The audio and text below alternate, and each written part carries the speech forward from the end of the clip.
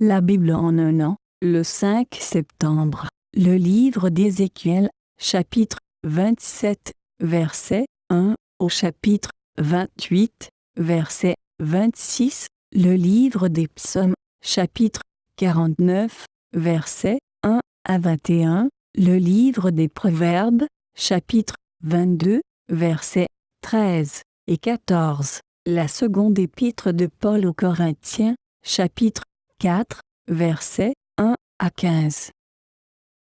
Ézéchiel, chapitre 27.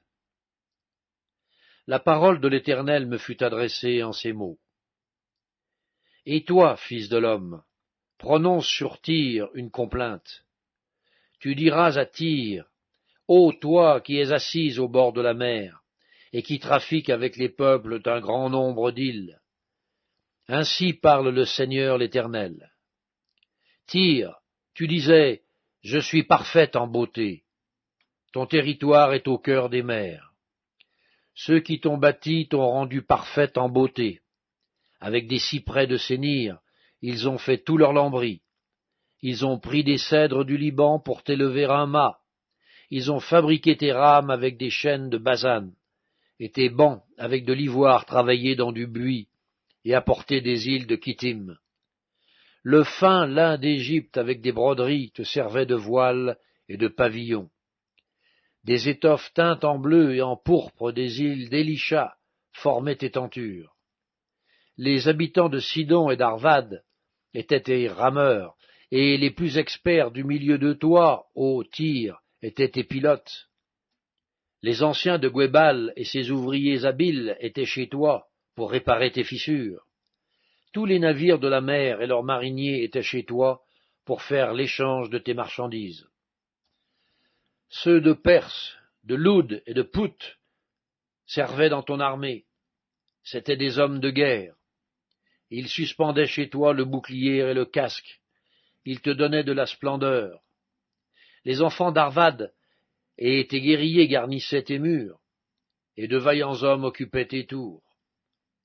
Ils suspendaient leurs boucliers à tous tes murs. Ils rendaient ta beauté parfaite. Ceux de Tarsis trafiquaient avec toi à cause de tous les biens que tu avais en abondance. D'argent, de fer, d'étain et de plomb, ils pourvoyaient tes marchés. Javan, Toubal et Méchec trafiquaient avec toi. Ils donnaient des esclaves et des ustensiles d'airain en échange de tes marchandises. Ceux de la maison de Togarma pourvoyaient tes marchés de chevaux, de cavaliers et de mulets. Les enfants de Dédan trafiquaient avec toi. Le commerce de beaucoup d'îles passait par tes mains.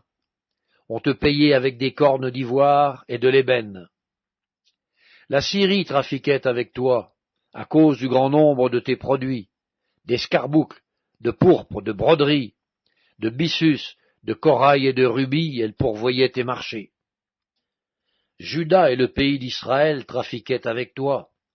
Ils donnaient le froment de Minite, la pâtisserie, le miel, l'huile et le baume en échange de tes marchandises. Damas trafiquait avec toi, à cause du grand nombre de tes produits, à cause de tous les biens que tu avais en abondance. Elle te fournissait du vin de Helbon et de la laine blanche. Védan et Javan, depuis Ouzal, pourvoyaient tes marchés. Le fer travaillé, la casse et le roseau aromatique étaient échangés avec toi. Dédan trafiquait avec toi en couverture pour s'asseoir à cheval. L'Arabie et tous les princes de Kédar trafiquaient avec toi, et faisaient le commerce en agneaux, en béliers et en boucs. Les marchands de Séba et de Raïma trafiquaient avec toi. De tous les meilleurs aromates, de toute espèce de pierres précieuses et d'or, ils pourvoyaient tes marchés. Charan, Cané et Éden, les marchands de Séba, d'Assyrie, de Kilmad trafiquaient avec toi. Ils trafiquaient avec toi en belles marchandises, en manteaux teints en bleu, en broderies, en riches étoffes contenues dans des coffres, attachés avec des cordes, faits en bois de cèdre, et amenés sur tes marchés.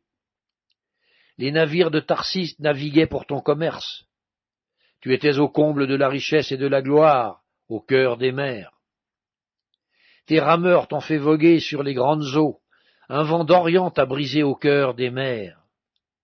tes richesses, tes marchés et tes marchandises, tes mariniers et tes pilotes, ceux qui réparent tes fissures et ceux qui s'occupent de ton commerce, tous tes hommes de guerre qui sont chez toi et toute la multitude qui est au milieu de toi tomberont dans le cœur des mers au jour de ta chute. Au cri de tes pilotes, les plages d'alentour trembleront, et tous ceux qui manient la rame descendront de leurs navires, les mariniers, tous les pilotes de la mer. Ils se tiendront sur la terre, ils feront entendre leur voix sur toi et pousseront des cris amers. Ils jetteront de la poussière sur leur tête et se rouleront dans la cendre. Ils se raseront la tête à cause de toi, ils se revêtiront de sacs, et ils pleureront sur toi dans l'amertume de leur âme, avec une vive affliction. Dans leur douleur, ils diront une complainte sur toi, ils se lamenteront sur toi. Qui était comme Tyr, comme cette ville détruite au milieu de la mer? Quand tes produits sortaient des mers, tu rassasiais un grand nombre de peuples. Par l'abondance de tes biens et de tes marchandises, tu enrichissais les rois de la terre. Et quand tu as été brisé par les mers, quand tu as disparu dans les profondeurs des eaux, tes marchandises et toute ta multitude sont tombées avec toi. Tous les habitants des îles sont dans la stupeur à cause de toi, leurs rois sont saisis d'épouvante, leur visage est bouleversé. Les marchands parmi les peuples sifflent sur toi, tu es réduit au néant, tu ne seras plus jamais. Ézéchiel, chapitre 28. La parole de l'Éternel me fut adressée en ces mots. Fils de l'homme, dis au prince de Tyr, ainsi parle le Seigneur l'Éternel. Ton cœur s'est élevé et tu as dit, je suis Dieu, je suis assis sur le siège de Dieu au sein des mers. Toi, tu es homme et non Dieu, et tu prends ta volonté pour la volonté de Dieu. Voici, tu es plus sage que Daniel. Rien de secret n'est caché pour toi. Par ta sagesse et par ton intelligence, tu t'es acquis des richesses. Tu as amassé de l'or et de l'argent dans tes trésors. Par ta grande sagesse et par ton commerce, tu as accru tes richesses. Et par tes richesses, ton cœur s'est élevé. C'est pourquoi ainsi parle le Seigneur l'Éternel. Parce que tu prends ta volonté pour la volonté de Dieu, voici, je ferai venir contre toi des étrangers, les plus violents d'entre les peuples. Ils tireront l'épée contre ton éclatante sagesse, et ils souilleront ta beauté. Ils te précipiteront dans la fosse, et tu mourras comme ceux qui tombent percés de coups au milieu des mers. En face de ton meurtrier, diras-tu, je suis Dieu? Tu seras homme et non Dieu, sous la main de celui qui te tuera. Tu mourras de la mort des incirconcis par la main des étrangers. Car moi, j'ai parlé, dit le Seigneur l'Éternel. La parole de l'Éternel me fut adressée en ces mots. Fils de l'homme, prononce une complainte sur le roi de Tyr. Tu lui diras, ainsi parle le Seigneur l'Éternel. Tu mettais le sceau à la perfection, tu étais plein de sagesse, parfaite en beauté. Tu étais en Éden, le jardin de Dieu. Tu étais couvert de toute espèce de pierres précieuses, de sardoine, de topaze, de diamants, de chrysolite, d'onyx, de jaspe, de saphir, d'escarboucle, d'émeraude et d'or. Tes tambourins et tes flûtes étaient à ton service, préparés pour le jour où tu fus créé. Tu étais un chérubin protecteur aux ailes déployées. Je t'avais placé, et tu étais sur la sainte montagne de Dieu. Tu marchais au milieu des pierres étincelantes. Tu as été intègre dans tes voies depuis le jour où tu fus créé, jusqu'à celui où l'iniquité a été trouvée chez toi. Par la grandeur de ton commerce, tu as été rempli de violence et tu as péché. Je te précipite de la montagne de Dieu, et je te fais disparaître, chérubin protecteur, du milieu des pierres étincelantes. Ton cœur s'est élevé à cause de ta beauté, tu as corrompu ta sagesse par ton éclat.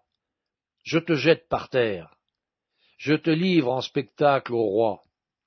Par la multitude de tes iniquités, par l'injustice de ton commerce, tu as profané tes sanctuaires. Je fais sortir du milieu de toi un feu qui te dévore, je te réduis en cendres sur la terre, aux yeux de tous ceux qui te regardent. Tous ceux qui te connaissent parmi les peuples sont dans la stupeur à cause de toi. Tu es réduit à néant, tu ne seras plus jamais. La parole de l'Éternel me fut adressée en ces mots. Fils de l'homme, tourne ta face vers Sidon et prophétise contre elle. Tu diras, ainsi parle le Seigneur l'Éternel.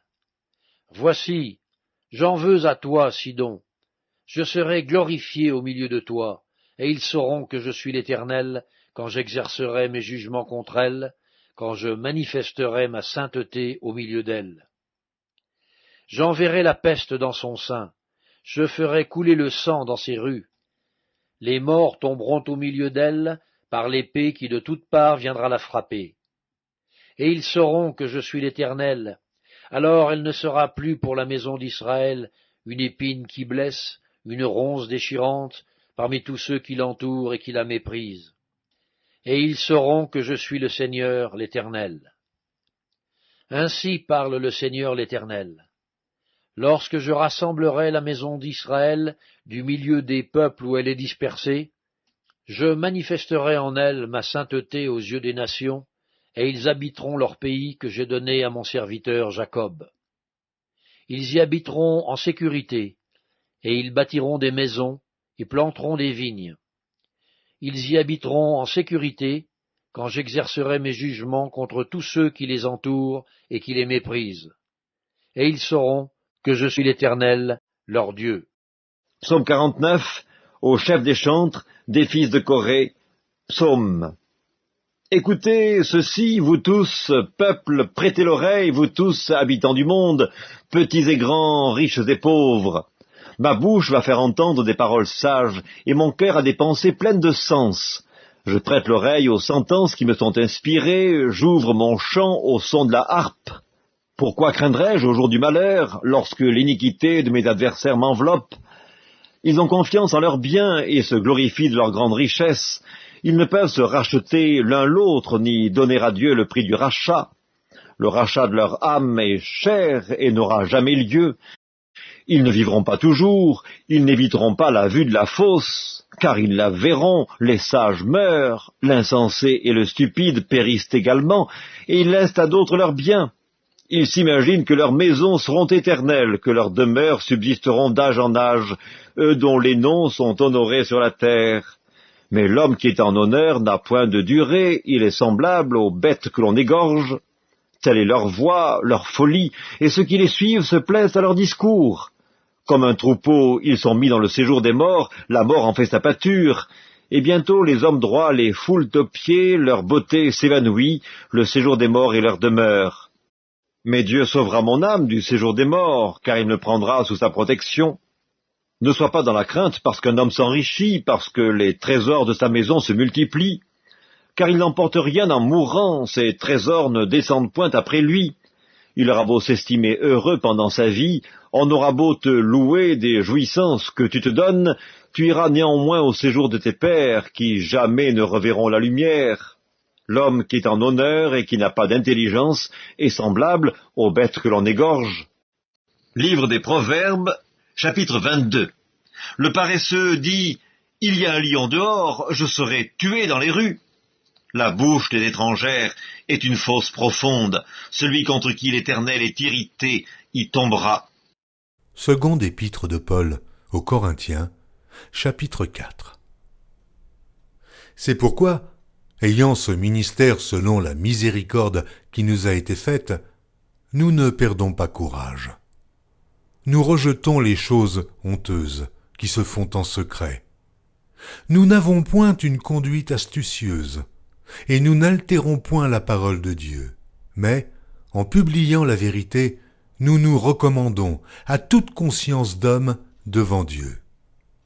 Si notre évangile est encore voilé, il est voilé pour ceux qui périssent, pour les incrédules dont le Dieu de ce siècle a aveuglé l'intelligence, afin qu'ils ne vissent pas briller la splendeur de l'évangile de la gloire de Christ, qui est l'image de Dieu. nous ne nous prêchons pas nous-mêmes. C'est Jésus-Christ le Seigneur que nous prêchons. Et nous nous disons vos serviteurs à cause de Jésus. Car Dieu qui a dit « La lumière brillera du sein des ténèbres » a fait briller la lumière dans nos cœurs pour faire resplendir la connaissance de la gloire de Dieu sur la face de Christ. Nous portons ce trésor dans des vases de terre, afin que cette grande puissance soit attribuée à Dieu et non pas à nous. Nous sommes pressés de toute manière, mais non réduits à l'extrémité, dans la détresse, mais non dans le désespoir, persécutés, mais non abandonnés, abattus, mais non perdus, portant toujours avec nous dans notre corps la mort de Jésus, afin que la vie de Jésus soit aussi manifestée dans notre corps.